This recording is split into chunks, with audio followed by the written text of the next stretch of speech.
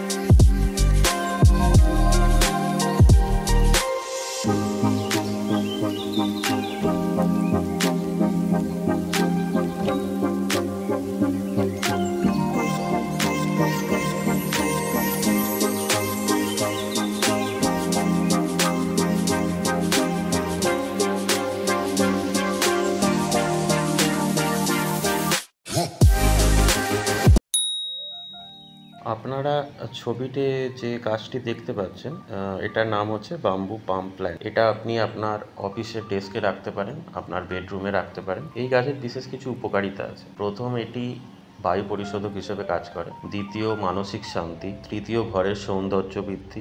অবশ্যই স্বাস্থ্যকর পরিবেশ বজায় রাখে, কেন কি এটার মেন কাজই হচ্ছে বায়ুকে শোধন করে রাখা।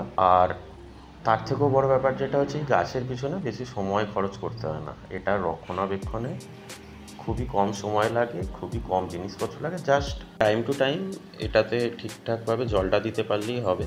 একটু দেখে নেবেন জল দেওয়ার আগে যে টবের মাটিটা আছে ওটা যেন পুরো ড্রাই হয়ে যায়। ময়েশ্চার যদি থাকে ওই মাটিতে তাহলে জল দেবেন না। সবশেষে যেটা বলার আছে সেটা হচ্ছে, আপনার বাড়িতে যদি কোনো পোষ্য থাকে, মানে কুকুর বা বিড়াল, এই গাছের জন্য তাদের মধ্যে কোনো শারীরিক বা মানসিক কুপ্রভাব পড়ে না। তো নিশ্চিন্তে আপনি বাড়িতে রাখতে পারেন। এখন আপনারা ছবিতে যে প্ল্যান্টটি দেখতে পাচ্ছেন, এটার নাম হচ্ছে গোল্ডেন মানি প্ল্যান্ট। এটার উপকারিতাও বাম্বু পাম প্ল্যান্টের মতনই, কিন্তু কিছু পার্থক্য আছে। সেটা হচ্ছে, যেরকম এটা একদমই কিন্তু পোষ্য বান্ধব নয়। মানে আপনার বাড়িতে যদি পালিত বিড়াল বা কুকুর থাকে তাহলে আপনাকে এটা তাদের থেকে দূরে রাখতে হবে। এটা কিন্তু তাদের জন্য টক্সিক। আজকের মতো ভিডিও এখানেই শেষ করব।